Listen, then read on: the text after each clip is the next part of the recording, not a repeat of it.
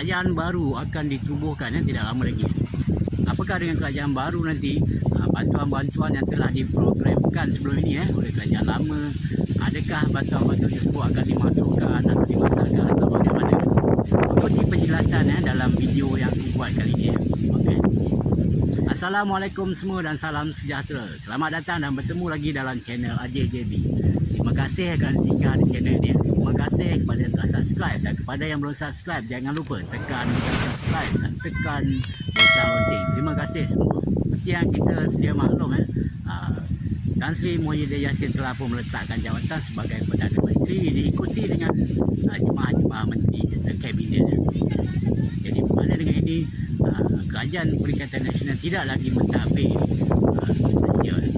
Dan sekarang kita dalam proses pelantikan Perdana Menteri baru serta kerajaan dan kabinet baru. Baik, seperti yang kita sedia maklum, dalam kerajaan sebelum ni, iaitu Kerajaan Perikatan Nasional, telah diprogramkan beberapa siri bantuan, termasuklah bantuan khas COVID-19 dan juga BPR serta bantuan-bantuan lain. Dan dalam bantuan yang dijadualkan dalam masa terdekat ni, itu dalam bulan 8 ni yang sepatutnya dibayar, adalah bantuan khas COVID-19. Baik, dengan bertukarnya kerajaan dengan pelantikan kerajaan baru ini, adakah bantuan-bantuan tersebut ni, adakah bantuan-bantuan ini akan dibatalkan, dimasukkan atau bagaimana? Kita kena tengok sejarah yang lalu, kita tengok pengalaman yang lalu, di mana apabila bertukarnya kerajaan, okey, kita ambil contoh, kita ambil contoh sebelum tu, okey, Kerajaan Barisan Nasional dengan pimpinan Yang Berhormat Datuk Seri Najib Tun Razak. Dalam Kerajaan Barisan Nasional ada diperkenalkan Bantuan Rakyat Satu Malaysia atau lebih dikenali sebagai BRIM. Pada bulan Mei, itu 9 Mei 2018 telah diadakan pilihan raya umum. Okey, di mana dalam pilihan raya umum ni pembangkang telah memenangi pilihan raya tersebut, dan Kerajaan Barisan Nasional telah tumbang dan diambil alih oleh Kerajaan Pakatan Harapan pimpinan Tun Dr. Mahathir. Okey, dalam pada waktu itu Bantuan Rakyat Satu Malaysia ni atau BRIM masih ada lagi berbaki. Okey, apabila Kerajaan Pakatan Harapan mengambil alih pentadbiran Malaysia, adakah Kerajaan Pakatan Harapan memasukkan atau membatalkan baki Bantuan Rakyat Satu Malaysia atau BRIM tu yang masih ada lagi? Jawapannya tidak. Kerajaan PH, Kerajaan Pakatan Harapan, meneruskan pembayaran BRIM yang masih berbaki lagi. Dan selepas itu Pakatan Harapan meneruskan dengan skim bantuan yang diberi nama baru daripada bantuan BRIM, tetapi ini telah diberi satu nama baru, iaitu Bantuan Sara Hidup atau dikenali Jadi tengok sini, daripada pertukaran kerajaan tadi dengan naiknya satu kerajaan baru, kerajaan baru itu tidak memansuhkan, tidak membatalkan apa yang telah diprogramkan oleh kerajaan sebelum itu. Malah kerajaan itu telah menambah baik dan menggantikan, bukan memansuhkan,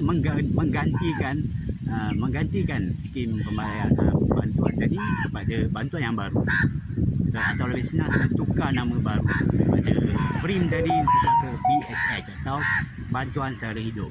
Okey, baik, itu selepas Kerajaan Pakatan Harapan. Tak sampai 2 tahun, tak sampai 2 tahun kerajaan PH ini hilang majoriti dan kerajaan PH tumbang dan digantikan dengan kerajaan baru pimpinan Tan Sri Muhyiddin Yassin, itu Kerajaan Perikatan Nasional. Baik, dalam waktu pergantian Kerajaan Pakatan Nasional, baki bayaran Bantuan Sara Hidup masih ada lagi.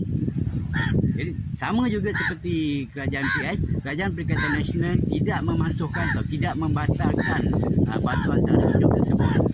Kerajaan Perikatan Nasional meneruskan bayaran baki Bantuan Sara Hidup tersebut.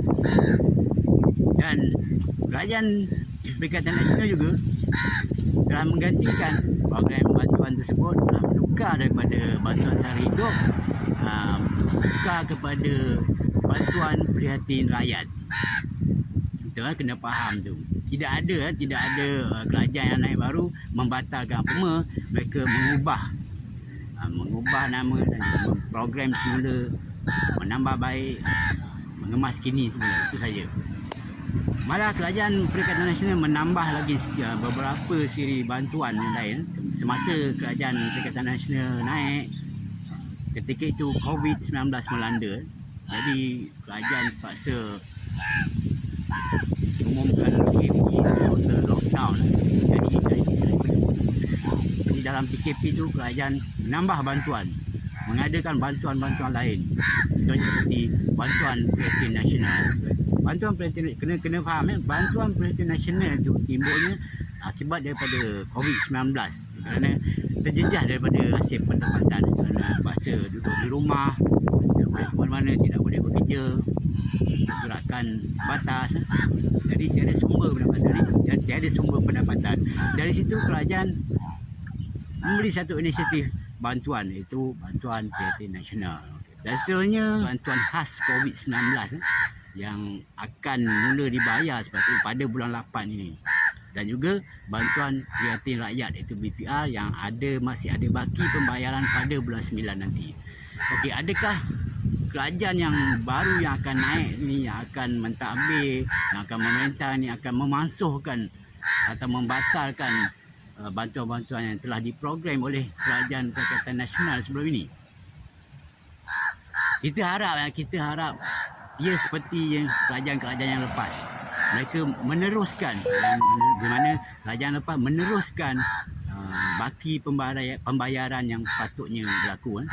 Jadi begitu kita harap seandainya naik satu kerajaan baru ni akan meneruskan baki pembayaran, contoh baki bantuan khas COVID-19, baki bantuan prihatin rakyat, sehinggalah diadakan belanjawan baru.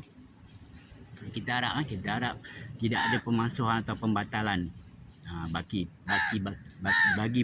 bantuan-bantuan yang telah diprogramkan sebelumnya.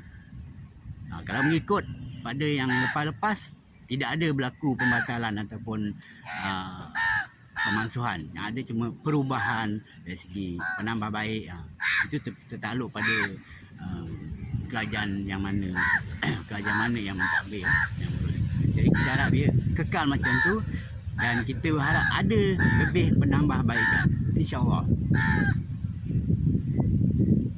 Jadi setakat tu saja perkongsian aku pada hari ini tentang adakah akan dimasukkan ataupun adakah akan dibatalkan baki bantuan-bantuan yang ada seandainya naik kerajaan baru ni. Kita harap akan berlaku, bayaran akan berlaku dan ada penambahbaikan, insya-Allah. Jadi setakat itu sajalah. Terima kasih kerana singgah di channel AJJB. Terima kasih kepada yang telah subscribe dan kepada yang belum subscribe tu jangan lupa tekan butang subscribe dan tekan butang lonceng untuk info-info video-video akan datang. Terima kasih semua. Assalamualaikum.